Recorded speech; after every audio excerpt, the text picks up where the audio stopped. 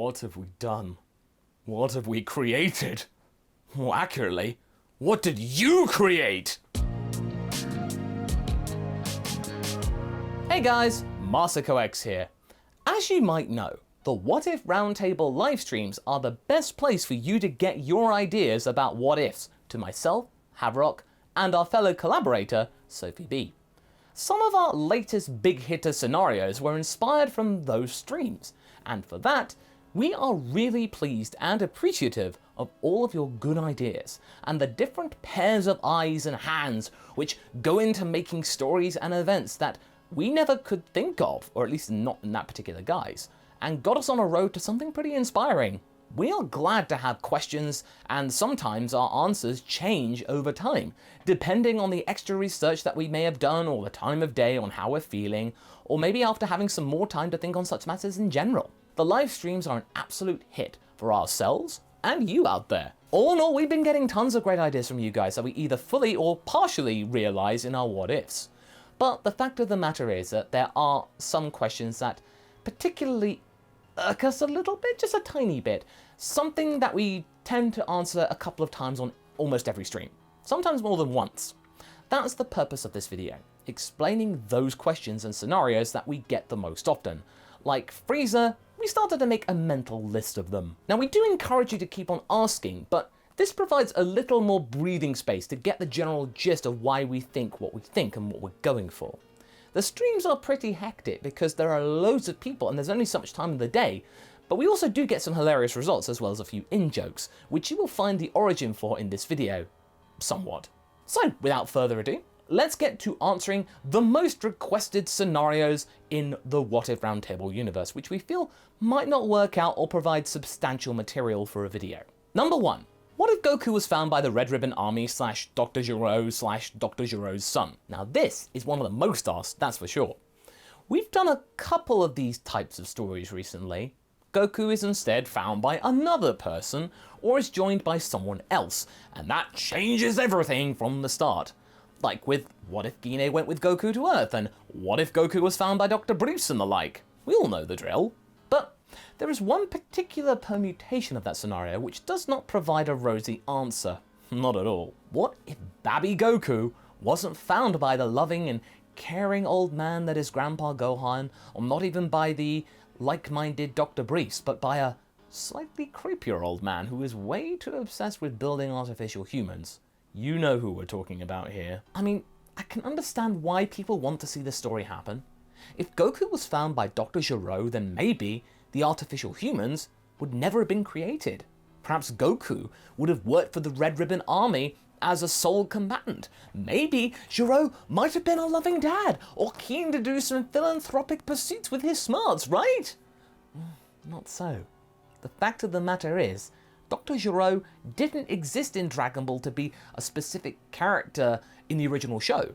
He was added in later in Z to be the archetypal mad scientist figure, the antithesis of Dr. Briefs and Dr. Bulma. If the Saiyan pod had landed in the grounds of the Red Ribbon Army HQ or under Gero's watch, it wouldn't have ended nicely for our baby boy. Why's that? Well, think about it. This artifact and alien baby came from outer space, in technology never before seen on Earth. Heck, the space pod and Goku's little tail alone would have been more than enough to get Gero going in terms of using mad science things. There is no doubt about it. There would be no love for Goku. He would conduct terrible experiments on Goku all the time. What kinds? Well, I'll leave that to your imagination.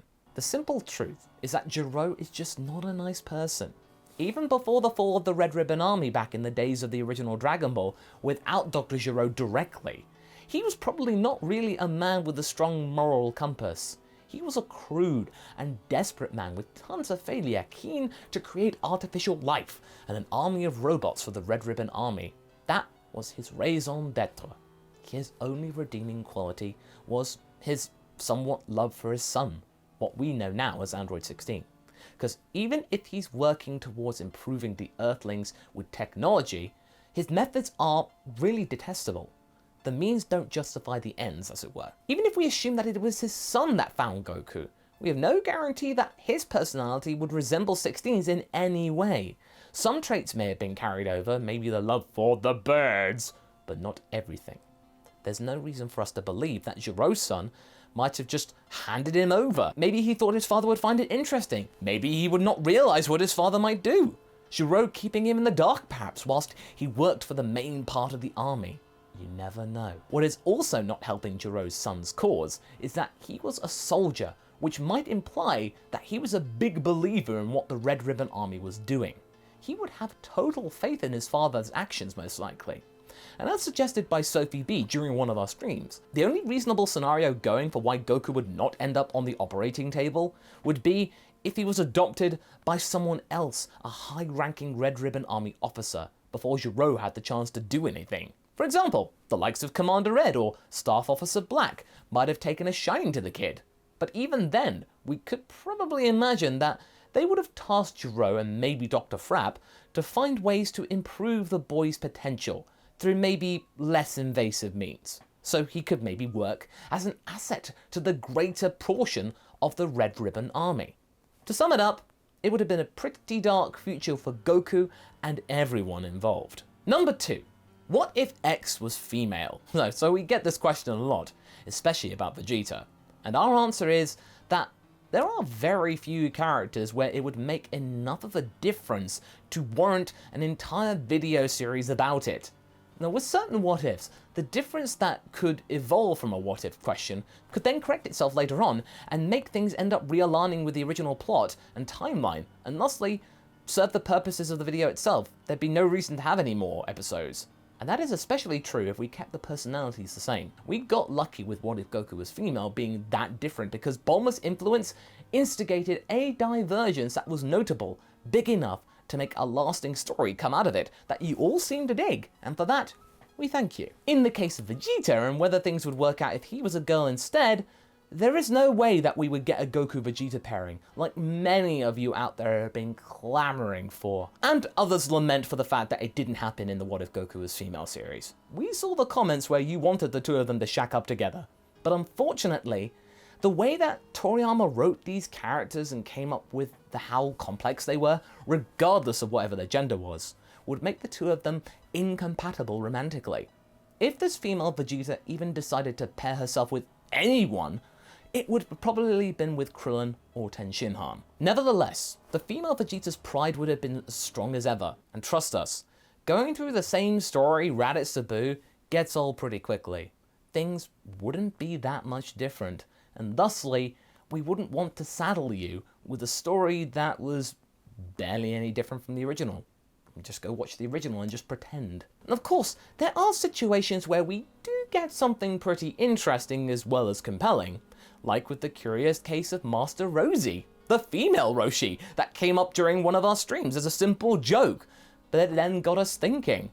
What if we had a Roshi or Rosie that was an old woman who had gone bad like a Fujoshi? Let that sink in for a moment, for the pure terror that Sophie unleashed over the internet. Cases like those can be turned into videos, just as we did with Goku, but they need to be done in a tasteful manner. Something that really gels well, which really makes that Master Roshi script a challenge to write, but someday. Number 3. What if Goku or Vegeta brought back the Saiyans? Now, before we get to this one, there is some good news here. Sophie B is working on this one for her channel, namely the Vegeta variant, so you should probably stay tuned for that release. Check the link up top to her channel so that you can get to see it when it comes out immediately and get her to 1,000 subs. She did have to admit, however, that the reason that the prince would do such a thing in the first place would simply be to fill up the power vacuum after the passing of Frieza and Cold. It wouldn't be for anything noble or any kind of nostalgic musings just to bring the old band back together or anything like that. No. It would be purely militarial and just seeking to make sure that there is no kind of engulfing chasm. You see, Vegeta and Kakarot have little to no reason of bringing their Saiyan brethren back to life, especially these days. You only have to look to the Broly movie for that proof, where Vegeta cares not for Paragus and the resentment that he had towards the late King Vegeta, his father. Our Vegeta is over it, and has been for a long time. He has a new life here on Earth, and there is no desire to repopulate the Saiyans now, at least as they once were. They don't have any real bonds with them, and to try and even attempt to resurrect them in this modern day Dragon Ball would have been a feat in of itself. One does not simply wish back the Saiyans. They would have to wish the planet back first, because as we learned in Resurrection F, when you are wished back to life, granted you basically come back in the state though you were in when you passed, and the location where you met your end. And yes, I know that back in the Namek saga, everyone was conveniently brought back at the feet of the dragon back at Capsule Corp, but this is the latest info, this is what Resurrection F said. So a wish to bring back the Saiyan race to life would basically make them suffocate in space. Yeah. Not to mention that the only person out of Goku's family who would be happy to see Goku as an adult would probably be Gine. Whether you're a fan or not, Bardock is not a nice guy. He wouldn't get along with Goku well. His mannerisms just don't sit well, despite seeing his son becoming the strongest being in the universe. Bardock would probably just become a space pirate or something along those lines. He wouldn't settle on Earth for long. And we know that fan art makes everyone wish for the big family reunion between Goku, Raditz and his parents, but the truth of the matter is that it probably would not be as touching as most people would hope. We will also throw the other popular one into this discussion point: what if Goku turned the humans into Saiyans by accident? That one is a little more troublesome, as we know that Shenron had a lot of problems with just changing 17 and 18 back into humans. He couldn't do it. But as an April Fool's script though? Well, Haverock always wanted to write that legendary Super Swine story. Number 4. What if the bad guys won? Now, even though making the story too gritty and dark may harm the overall feeling of a Dragon Ball-like type of story, sometimes it's good to go into more serious and scarier territories, just to be fresh. It worked well in the history of Trunks. However, I'm not a personal fan of that trend. With R&R, I want to make it seem more organic in terms of a fan story, but if you like the grittier stuff, then all the power to you. Enjoy yourself. That being said, we get a surprising amount of questions like, what if there was no Super Saiyan? Or what if Frieza beat Goku?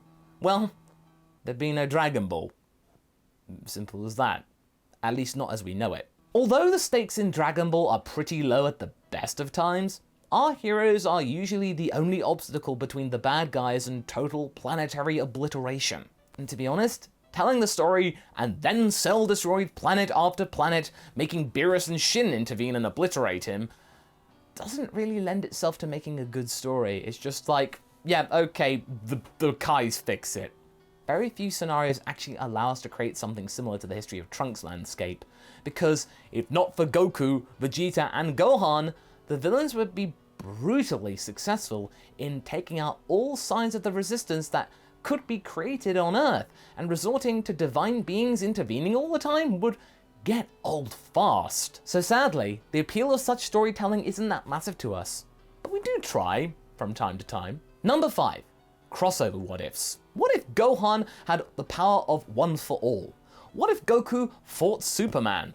What if Bulma had Jedi powers? Now, it might be tempting to mix different universes together, but for our way of making what ifs, this unfortunately creates too many tangents. You see, connecting two very different worlds together requires creating a new one entirely, where the laws of both of these worlds would apply, and sometimes they clash massively. You can't simply make Thanos fight Frieza without setting the rule set for these two galactic tyrants. That would just bog down the story for everyone concerned at that point. Now, for the story to work well, you need to know what your characters can and can't do. And most of the time, we're trying to keep our own personal meddling to a minimum to not make it feel like we're writing a fan fiction. You know, try to use stuff that's already in the universe. And of course, we do allow ourselves to go further sometimes, and maybe something more bold in terms of fan fiction a little bit, when we need to fill in some gaps left open by Toriyama, for example. But crossing over different properties is the line that we are unlikely to cross in the long run. Maybe as a one and done. And even when you think about Toriyama crossing over his own creations, like Dragon Ball with Dr. Slump, it challenges your suspension of disbelief, making you treat such instances as more of an auto-parody than an actual thing that is happening, because the long-term consequences of such an example or an incident or connection could just completely destroy the stakes. You know, this isn't really going to mean anything. And besides, if you're not a fan of Dr. Slump and you see it in the show that you do like, you're probably not going to like that episode and you're not even going to watch that crossover, so what's the point? Of course, we don't want to discourage anyone from making these, we're just stating our point of view. It's a little much in terms of the rule set that we give ourselves to our what ifs, that's just what we're getting for. We can do some cheeky references, sure, like giving Bulma an Iron Man-esque suit of armor, but that's no different from what Toriyama would do with his nuances and references to the Terminator franchise, or superhero inspirations in general. Inspiration, that's the key word here. We may use other means of media to create something resembling elements from those types of media, but crossing them over directly feels like too much hassle. And that's it, the 5 most frequently asked issues. And of course, there are probably going to be more, and at some point we may need to make a proper FAQ section on our subreddit, but we just decided to answer these through a video for the moment. And we hope that you liked it. And even if you don't get your idea or answer commented on live, don't worry, we really do read through most of them. And what did you guys think? Leave a comment below and let's get this discussion going. And I shall see you in the next video. Catch you later.